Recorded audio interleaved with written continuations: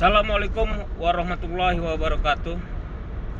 Jumpa lagi di kelas hukum Tony Sastrajaya SHMH. Ada yang WA saya kemarin karena sibuk banyak kegiatan. Baru hari ini saya jawab. Jadi WA-nya, bisa tidak dia menikah di Jakarta, terus istrinya pulang ke Lampung, bisa tidak menggugat cerai di Lampung? Kalau yang mengajukan gugatan perempuan namanya gugatan, tapi kalau laki-laki namanya pemohon. Di mana sih tempat untuk gugat? Itu di mana istri tinggal. Kalau istri udah tinggal di Lampung, gugat di Lampung tidak apa-apa. Memang aturannya sebegitu. Kita gugatnya di tempat berada istri. Bisa langsung datang ke pengadilan agama, bisa pakai kuasa hukum kalau dia tidak mau ke pengadilan. Apa aja sih yang disiapkan? Surat nikah, mereka pernah nikah. Terus bukti-bukti lain, ada kartu keluarga, KTP. Terus kronologis, ceritakan kronologisnya apa sih yang menyebabkan perceraian. Kalau tidak ada kronologis atau tidak ada sebab, ya tidak boleh, tidak bisa, tidak akan dikabulkan oleh majelis. Di mana tempat perempuan itu tinggal. Walaupun si suami ada di Jakarta, ya nggak apa-apa, atau nikahnya di Jakarta, di mana tempat perempuan tinggal itu sekarang. Kalau perempuan itu tinggal di Lampung, tapi harus dibuktikan juga bahwa selama ini tinggal di Lampung. Kalau KTP masih Jakarta, ya minimal surat domisili, tapi memang harus ada saksi bahwa perempuan itu tinggal di situ. Disiapkan juga gugatan itu dua orang saksi yang bisa membenarkan dengan cerita kronologis. Mungkin di cerita kronologisnya itu si suami tidak menafkahkan, si suami kasar, suka main tangan dan sebagainya. Tapi harus ada saksi. Saksi bisa keluarga dari perempuan, bisa keluarga dari orang tua, bisa kakak adik tetangga juga bisa. Kalau gugatan cerai di situ. Kalau bicara biaya, berapa sih biaya? Biaya itu tergantung jarak.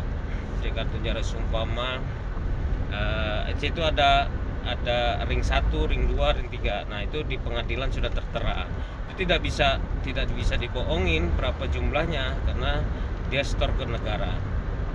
Sekarang daftar gugatan bisa pribadi, bisa pakai kuasa online, e-court. Jadi bisa daftar online.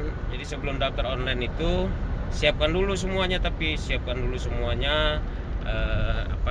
bukti-bukti tadi, surat nikah dan sebagainya. Sekarang lebih gampang untuk daftarnya ya. Kalau untuk sidangnya tergantung pengadilannya. Tapi sekarang sudah dibuka, hadir di pengadilan agama kalau di Islam. Kalau dia non muslim, ya pengadilan negeri ya.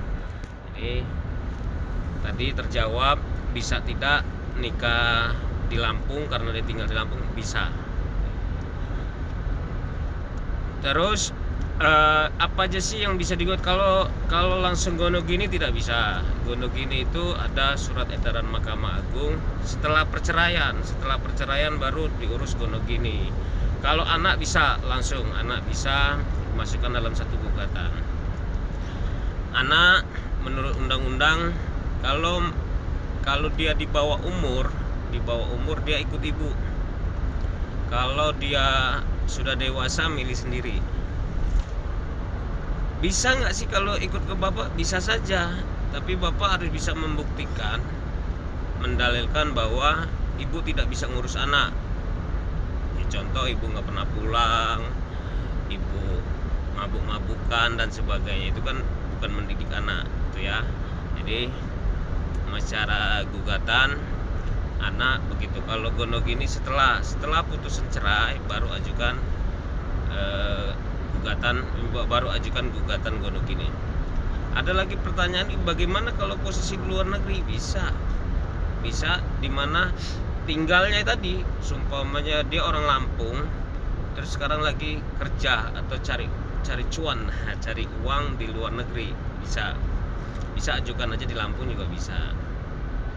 Pakai kuasa yang jelas, nggak mungkin dia pulang pergi ke luar negeri ke apa namanya, ke Indonesia hanya untuk sidang itu nggak sekali, sidang itu bisa berkali-kali. Waktu lama nggak sih ngajukan cerai?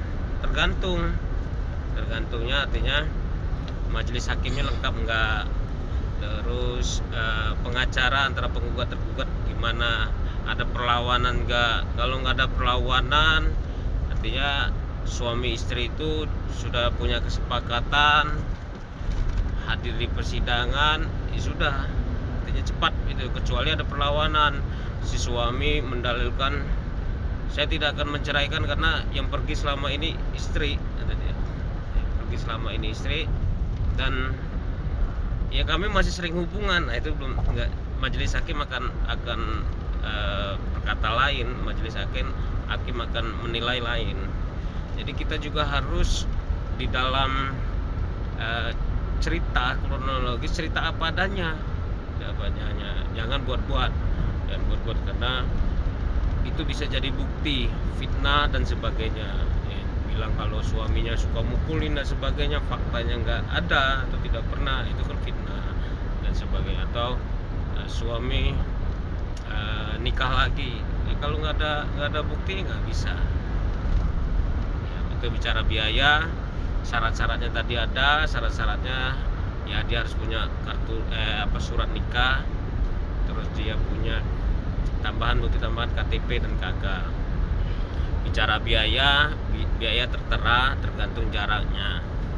Tapi sih ya semua pengadilan juga ada itu tertera, dan itu dibayar oleh negara, dibayar ke negara, nggak uang cash. Sekarang langsung di daftar m-banking semua, daftar langsung, bukan m-banking, maksudnya daftar ke bank langsung, uangnya langsung masuk bank. Bicara tadi sudah ya, syarat-syaratnya, biaya apa aja. Terus gonogini itu harta yang didapat setelah menikah. Di konten YouTube sebelumnya sudah banyak harta yang didapat sesudah nikah. Itu contoh, dia menikah tahun 2000 Januari tanggal 2, per Januari tanggal 2 seumpama mereka berdua menikah, nah itu udah harta bersama. Dinyatakan harta bersama, harta yang didapat bersama-sama. Ada memang gugatan juga, si suami nggak dapat hartanya, istrinya dapat. Ada, kalau kita bisa mendalilkan, si istri bisa mendalilkan memang selama ini suami nggak kerja, istri terus yang kerja. Tapi kita harus buktikan bahwa memang suami tidak pernah menafkahi. Umpamanya ada rumah, si istri bisa membuktikan dari pertama nikah istri terus yang bayar perumahan, supaya perumahan atau beli cash dan sebagainya. Si istri bisa membuktikan bahwa yang menghasilkan itu, karena ada apa yang didapat dari istri adalah milik istri, apa yang didapat dari suami ya milik istri. Ya itu undang-undang yang bicara, aturan yang bicara. Oke, semoga mengerti apa yang saya sampaikan, semoga maksud. Kalau tidak maksud, kalau belum maksud, bisa telepon saya, bisa WA saya langsung di 08211 0934 469. Mohon maaf kalau nggak langsung saya respon, mungkin saya banyak kegiatan, mungkin saya lagi ada kerjaan. Tapi insya Allah selalu saya jawab, selalu saya buat konten. Karena ini modal saya sedekah juga, sedekah ilmu, biar bertambah iman saya untuk bekal nanti.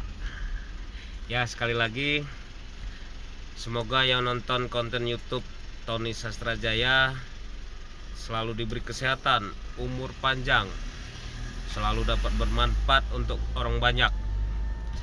Dan saya doakan yang lagi butuh uang segera dapat uang sebanyak-banyaknya, amin ya robbal alamin. Untuk yang usaha sukses, untuk yang punya utang cepat lunas semua utangnya. Itu aja dari Tony Sastrajaya, Ketua Komisi 1 DPRD Lampung Tengah. Assalamualaikum warahmatullahi wabarakatuh. Tabik pun.